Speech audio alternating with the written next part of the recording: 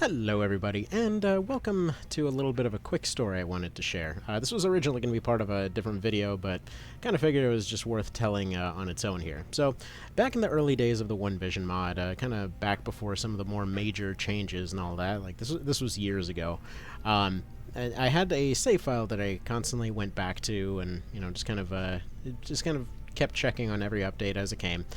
And this was my first example of a situation where I unknowingly ran into the Prevailing Element mechanic without realizing it. And it was pretty much a pretty good example of just how quickly misconceptions can happen about this game, which again, I hope is something they address in Reborn.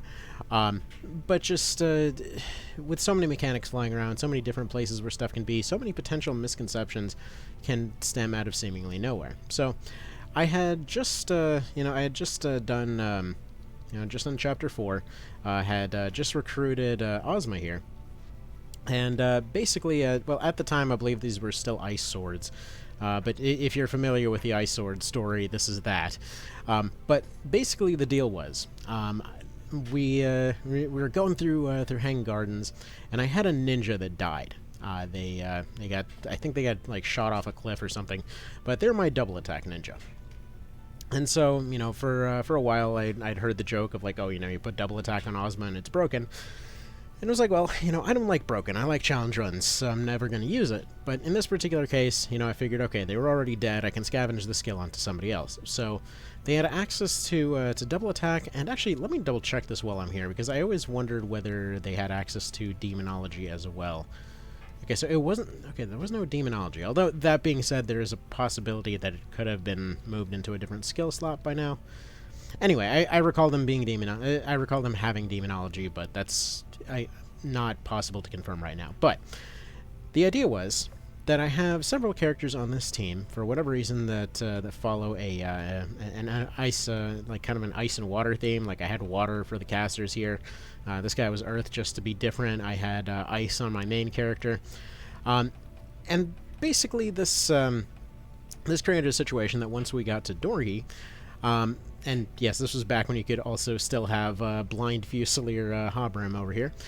But when we got over to Dorgi, we were into a situation where there were a lot of doppelgangers, and Ozma, well, she was kind of flimsy on account of going for the double sword build. Her armor kind of sucked. So I was having her stick back. She couldn't really do very much useful, so basically it was her and the main character just spamming ice abilities repeatedly. Now I believe this was before the elemental inversion thing, because if you were to do this in the current version, it actually would work in reverse for whatever reason. I think it's because the inverse has to be tied with the particular element that affects Prevailing Element. Any dang ways. Point being, they were spamming ice back and forth.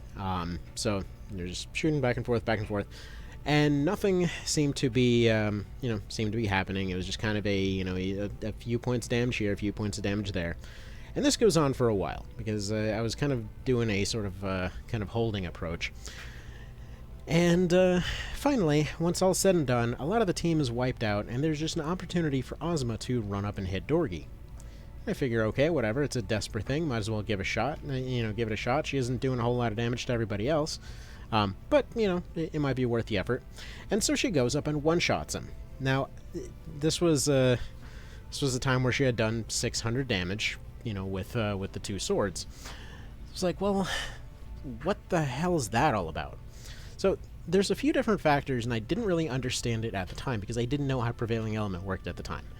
But basically the idea is that, yeah, you stack up an element every time it's used, so when they were shooting ice balls back and forth at each other, they were just boosting the maximum damage of these things every turn.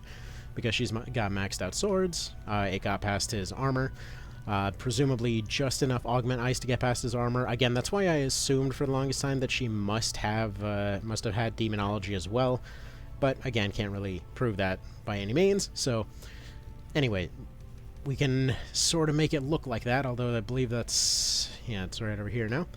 For anyone unfamiliar, by the way, a lot of times when there were updates, skills just got moved into different slots, so sometimes you lost or gained skills, just kind of throwing that out there. Any dingways.